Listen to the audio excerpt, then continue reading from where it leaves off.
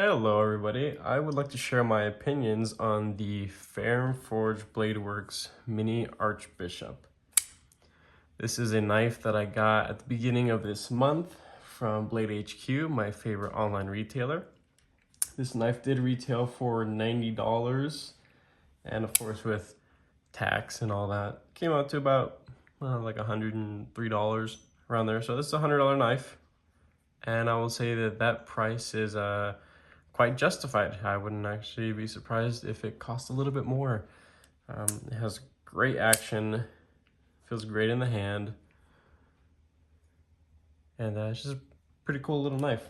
So here off the Blade HQ website, I want to read a couple little specs. Overall length is 6.3 inches, blade length is 2.75, cutting edge is 2.37, and blade width is an inch. There's that guy. So the blade material that they're using here is Nitro V. I did finally get around to sharpening this knife last night, and yeah, it does sharpen up pretty well. It's not anything too extremely tough by any means, and yeah, I was happy with how it sharpened up in the end result and getting it back to a nice working edge. This knife has been seeing a lot of pocket time, and with what I do for work, going through a lot of cardboard and plastic, yeah, it does wear out the blade a good bit, but you know, that's what it is to have a knife. You got to use it. So this is a drop point blade style, and it is stone wash finish. So the stone washing on it, it is extremely fine. Looks really nice. It's going to be able to hide scratches and things like that from day-to-day use. This is actually not one of the color options available on Blade HQ.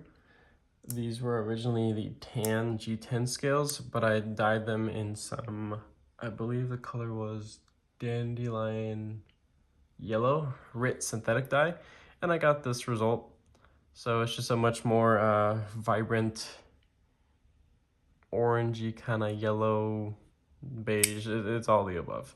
I like it. It's different than, you know, what it came to me as, and I'm happy with something a little bit different looking. One of the things I wanted to mention about this knife that I didn't notice this when I unboxed it earlier this month is that like looking it over as I do with all the knives that I get, I noticed that the tip actually is quite accessible there. If my fingernails were a tad bit longer, I probably would be able to pick it out of there. It's like getting right there. There it is. So it's like right there. And I myself, I'm not too concerned about that, but I could see that as a possible safety issue. So, and the more and more I sharpen it, the more material I remove, meaning more of this tip will be exposed as I, you know, go through using this knife. It has not gotten hung up on anything in my pants, but I wouldn't put it past it to one day hang on to a piece of, I don't know, lint or something, a little piece of thread for my clothing, and accidentally deploy the blade. So a little safety concern, but really that's the only negative thing I'd have to say about this knife. So his couple deployment methods, of course, is just a little flipper. It does have nice jimping on it, so it bites into your skin rather well. And then it has this nicely chamfered opening hole here, or slit, whatever you want to call it. You can spidey flick it with your middle finger, and you could actually either down here or up here, just, you know, push it out with your thumb. And because it's on bearings, it's super smooth. Another thing I do enjoy about this knife is also how it sounds on deployment and on closing. It has this little ting as if you were dropping a coin possibly, And yeah, it's just a little interesting thing that I do enjoy about this knife. When I did receive it, I was kind of holding it in different ways that I, possibly would be using it. And I figured, this thing, it might be a little bit too small, but with this rather large forward finger choil, you could actually creep up on it quite nicely. And with the added jimping back here, it's pretty comfy. So I would just suggest just the one finger knuckle, maybe not two, because at that point it would probably bite me a good bit if I wasn't too careful of holding this thing. So there's that. I wanted to do a couple little size comparisons of knives that I feel that are rather inexpensive and common within the knife industry. I wanted to start with the Spyderco Pair 3. This is a lightweight model. There's that guy right there. And then the Civivi Elementum. And then also the Benchmade Bug Out. So this is a pretty small knife. It's not, not too crazy small, but it has plenty of usable blade length to it. So the edge, it's all belly. It really is. There really isn't any flat area. So it is more for kind of like slicing tasks, not so much just powering through cuts. I do find material slipping out of it quite easily. So when I go to push it through materials, I do have to angle a little bit further down versus like the Elementum over here that has, a good half the edge that's relatively flat, and then the belly starts up here, closer to the tip. But regardless, you see me fumbling around with knives.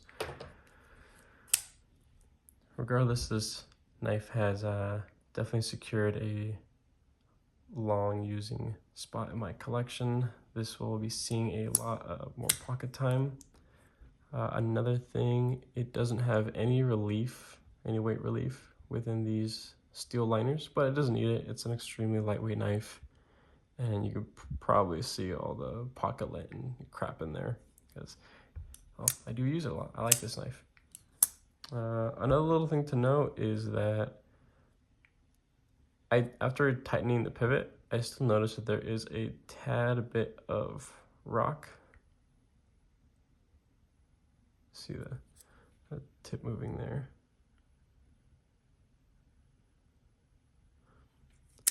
But when it's deployed, there's no movement side to side, up or down. I believe the machining just wasn't of the highest quality, but even then it doesn't worry me. So there's that. The pocket clip, it is recessed into the handle material, and the screws are also flattened, which is great. This is just a little bent steel clip. It does have a little bead blast finish or stonewash finish, and it goes in and out of the pocket rather well. I do not feel it when I'm gripping onto this knife further back here down or up here, up in the finger choil. So overall, I'd say this is an amazing little knife. It has been out for a couple years, so this review is, I guess, rather irrelevant and a little late.